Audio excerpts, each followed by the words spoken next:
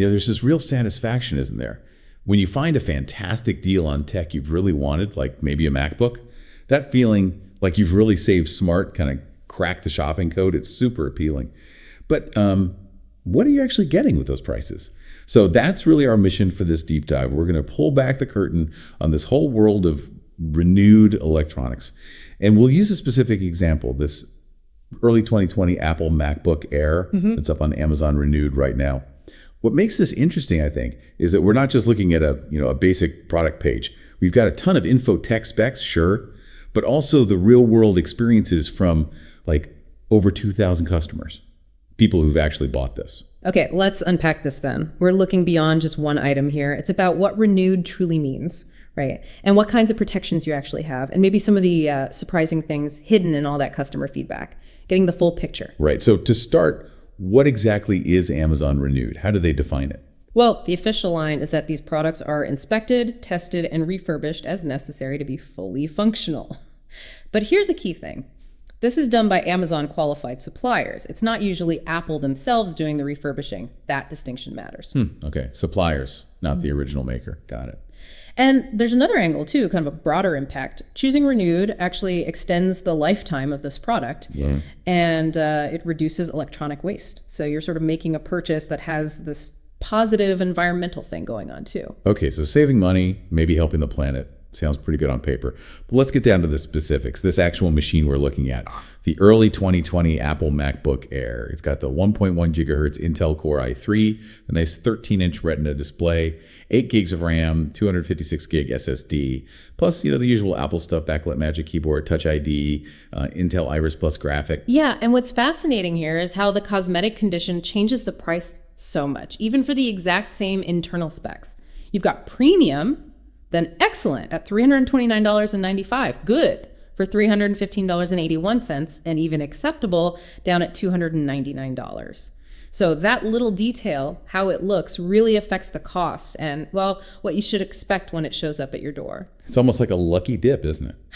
Yeah, a bit. You might get one that looks brand new or one that's clearly seen some action, but hey, the price difference is there. Okay, so since we're talking refurbished tech, the safety net is really important. What's the standard return situation here? For this item, it's actually pretty generous, a 90-day refund or replacement policy. 90 days, okay. And it comes with free returns, usually at least one free shipping option. The process seems simple. Go to your orders, pick free shipping, drop it off. All right, that's the basic return window. But what about longer-term protection? I see options for third-party plans, like from Azurion. Exactly. And those plans usually talk about covering things like accidental damage, so drops, spills, broken parts, that kind of thing, and also breakdowns. They also mention 24/7 support and aim for quick, easy claims. So let's dig into those Azurion plans a bit more. What are the real details? Right, because this is where it gets interesting. They have two main laptop plans, a 2-year one for about $53 and a 4-year for around $87.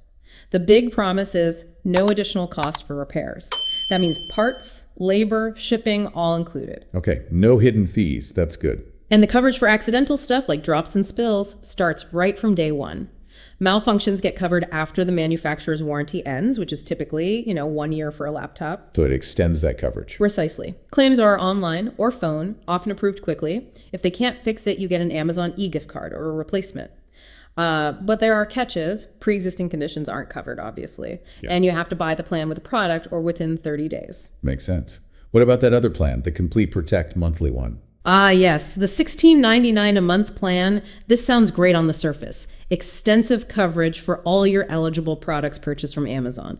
It covers malfunctions, failures, drops, spills for portable things. It protects stuff bought in the last year and new purchases starting 30 days after you sign up. So like an umbrella plan?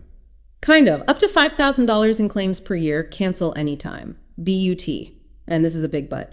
The listing notes that this monthly plan was removed because these plans are currently only available for single item orders. Wait, single item orders? So you can't just add it to your cart with other stuff? It seems like it might be a limitation in some cases. It definitely raises questions about how practical it is if you're buying multiple things or hoping to cover existing devices easily. It's not quite the simple blanket coverage it sounds like initially. That's a really important detail. Okay, so protection sorted. Let's get to the really juicy part. The customer reviews. This MacBook Air has a 3.7 out of 5 stars overall. from, wow, over 2,100 ratings. Yeah, 3.7 is okay, but not amazing. And the breakdown is telling. 56% gave it 5 stars, which is a lot of happy people. But then 22% gave it just 1 star. That's a pretty significant chunk of very unhappy customers. So definitely not a universal win. No, absolutely not. And the AI summary they provide actually does a decent job of showing that balance. So on the good side, quality and looks, lots of people said it was in great condition, looked and worked like new, loved the beautiful colors, sleek design, phenomenal screen. Like Melissa Edwards wrote, hers runs better than my previous one. Setup was simple, runs like a marathon runner, high praise. Nice. And value. Yes. Value for money comes up a lot. Phrase like very good for the price, reliable and affordable Mac, great deal, budget friendly. People felt they got their money's worth mostly. Okay. So looks good, feels like a good deal. Where does it get messy? Well, functionality and speed start showing the cracks. Some folks said everything works good, runs beautifully.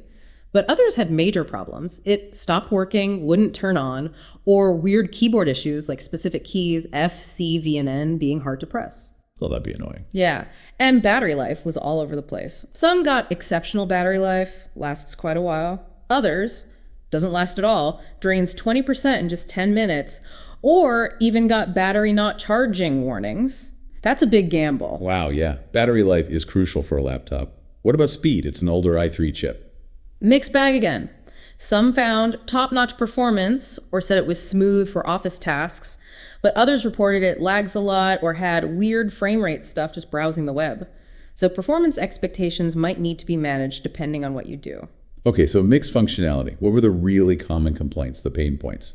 This is where the renewed aspect really shows. Scratches and dents were mentioned frequently. It could be minor scratches, or someone mentioned a specific chip on the bottom right corner. Some even got laptops with cracked screens, which is pretty bad. Yikes. Cracked screen on arrival is not what you want. Definitely not. And the other big one was charging capability. This came up again and again. People reported faulty charging cables, malfunctioning charging ports, chargers that just don't work well. And maybe the most surprising, some units apparently didn't come with a charger at all. No charger? How does that even happen? Right. It's fascinating. Like you said, the charger seems to be this weird Achilles heel for renewed tech sometimes. You'd think that's the easy part. Some of those specific stories really paint a picture too. Like I saw one user whose previous laptop died because of, get this, spilled wine. A classic. Oh no, been there almost. And they found this renewed one, runs like a marathon runner. So a happy ending for them. Good for them. But then another customer actually received a mid-2019 model, not the early 2020 they ordered. Oh, that's not right. And to make it weirder, it started up in Spanish initially. They figured it out, but still. Okay, yeah. Quality control questions there. And then there was Trinity, who you mentioned, got that kernel panic, the big crash. Yeah, the serious internal error, like the computer just gives up. But the upside was they apparently got a prompt replacement. So the return replacement system worked in that case. That's crucial. The safety net actually caught them. And for anyone listening internationally, I saw a review from Mexico. They liked the functionality overall, but noted low battery performance, saying it lasted about 3 horas de uso continuo.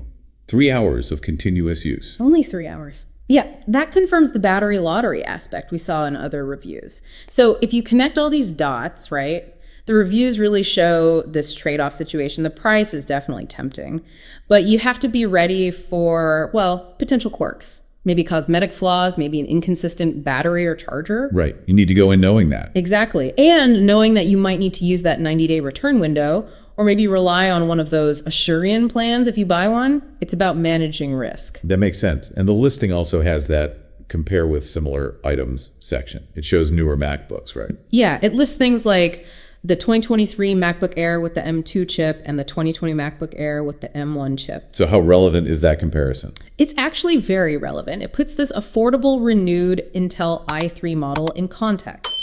It highlights that while this one is cheap, Apple made a huge leap in performance when they switched from Intel chips like this i3 to their own M series chips, the M1 and M2. Ah, okay. So those mixed reviews about speed. Exactly. They make more sense when you realize this Intel model is from just before that big technological shift. You're saving money, but you're definitely not getting the performance of even the slightly newer M1 Airs, let alone the M2. It really forces you to ask. how much is that cost saving worth compared to getting that newer, much faster technology? Precisely. It's a value judgment you have to make based on your needs and budget. Okay, so let's wrap this up. Summing up our deep dive today, buying renewed tech like this specific MacBook Air, it definitely offers this mix, right? Affordability, a bit of sustainability. Definitely. Save cash, reduce e-waste. Good things. But, and it's a big but, you absolutely have to go in with your eyes open. Understand those cosmetic conditions. Excellent versus acceptable really means something. Know the role those protection plans can play, especially with potential issues like batteries or chargers. And really pay attention to the huge variety in customer experiences. It's not all sunshine and roses. Exactly right. Reading those reviews, the good and the bad, gives you the clearest picture. It's all about managing your expectations, knowing what might go wrong, and knowing what your options are. Return, replace, repair if it does. So the final thought for you listening is, what does this mean for your next tech purchase? Are you someone who's willing to weigh that thrill of a really great deal against the, let's say, possibility of a few scratches, or maybe a battery that isn't perfect, especially knowing you have those return options and protection plans as a backup? Or does the reliability and, frankly, the better performance of a brand new machine, maybe with those newer chips, win out for you in the end? Something to think about.